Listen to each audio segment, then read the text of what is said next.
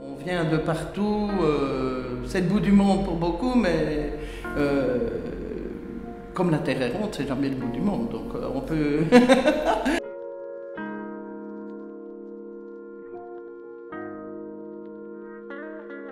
Je m'appelle Jean-François de Blonde, mais bon, tout le monde m'appelle Jeff.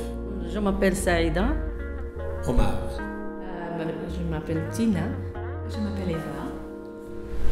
Je m'appelle Philippe Lane. Et moi, Samir.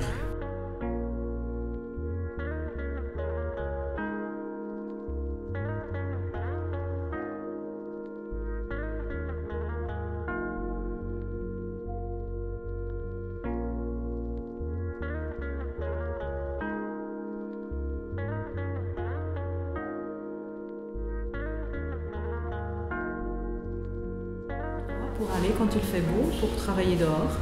Pour moi, c'est très important de retrouver un peu le contact avec le sol, avec les éléments dehors, surtout quand on habite en ville. Et après, je me suis rendu compte que c'est très chouette aussi, que c'est un endroit où je peux rencontrer mes voisins. Commence avec Philippe, Michel, ma femme, mes enfants, ma fille, tout le monde. C'est les rencontres comme ce midi, c'est chouette, hein, c'est toujours très gai. C'est vraiment toujours très gai, tout ce qui se passe. Pour essayer de mettre chacun ses capacités, pour essayer de trouver un équilibre pour partager des idées, enfin, pour se rencontrer aussi. Et je trouvais ça pas mal, c'est très social. Le Potalbert, c'est un endroit où tout le monde vient et on rencontre des gens qu'on ne rencontrerait pas d'habitude. Beaucoup de gens qui viennent et restent avec nous, là, 1 heure, 2 heures. Parfois, on leur ramène le café, on boit du café là-bas ensemble. Ouais, mais vraiment, c'est un projet que c'est bien pour nous et je pense que pour les autres aussi. Parce qu'on trouve la liberté de connaître d'autres personnes.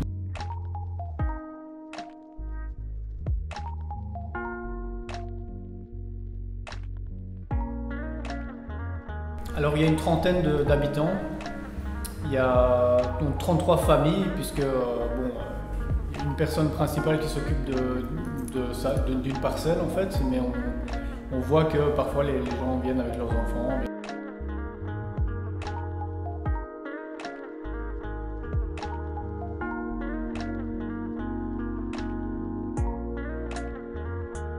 Il y a quand même pas mal de personnes qui ne croyaient pas au projet.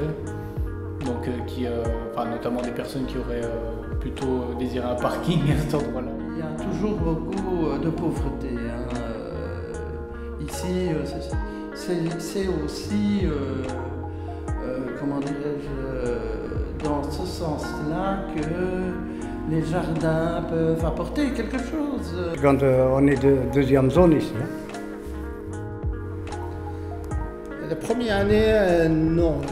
Les gens ils ont peur, la terre, elle est morte, tu vois. Mais cette année, je pense qu'on a travaillé beaucoup. Voilà, c'est pas toujours facile. On n'est pas là non plus pour faire de la production. Il y a des problèmes de sécurité, il y a des problèmes de vol de légumes aussi parfois.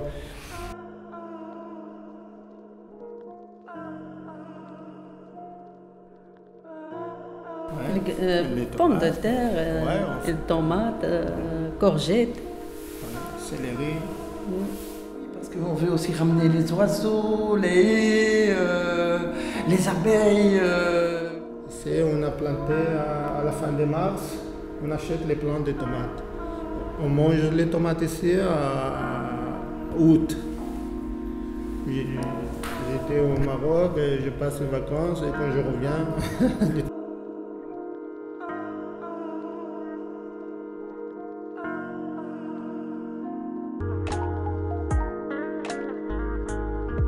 Je vois les gens ils sont là, et ils arrivent parfois très lourds comme ça, avec beaucoup de problèmes dans le potager, et puis au bout une demi-heure, 1 heure, et ils commencent à rigoler, et puis tout ce qui se passe comme synergie, comme énergie.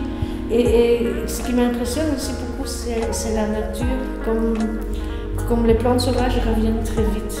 Et ça donne vraiment de l'espoir, je trouve, dans la vie en général, parce qu'on a l'impression que c'est, souvent moi j'ai l'impression que c'est le mauvais côté qui va prendre le dessus et que tout est bétonné, mais quand on voit qu'une pissenlit, elle passe à travers une petite faille de béton. Donc. Le normal, à chacun, il y a des moments que la personne elle veut soit seule, réfléchir des choses, tu vois. Elle veut un temps libre et tranquille, tu vois.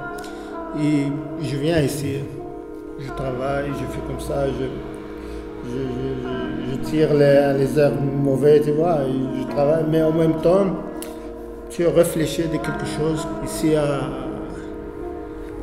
Port-Albert, le moment de relax, non?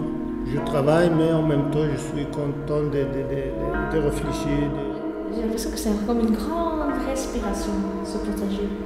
Dans ce quartier où il n'y a pas beaucoup d'air et où il y a beaucoup de pollution et tout ça. Ça donne aussi une visibilité au quartier. Les personnes qui habitent au 5e, 6e, 7e étage de leur bloc de logements sociaux, avant ils avaient une vue qui n'était pas très folichonne. Avant le potager, ça ressemblait plus à une décharge publique. En fait. Et donc maintenant, on a régulièrement des personnes qui nous disent voilà, moi je prends plaisir à regarder par ma fenêtre.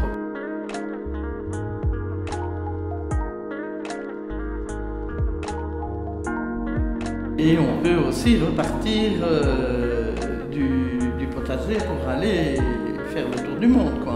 En tout cas, on va commencer par faire le tour de nos quartiers parce que moi je ne sors pas de mon quartier. Donc. Et puis ça permet de faire des échanges dans les traditions, dans ce que les gens ont toujours fait depuis des générations. Il y a des gens qui ont des remèdes par-ci par-là, des petites connaissances, des petits trucs, des astuces, et tout le monde essaye de mettre ça au goût du jour pour que tout le monde en profite sainement et durablement aussi. C'est un jardin est toujours à construire, hein. Donc c'est sans fin, c'est une histoire sans fin.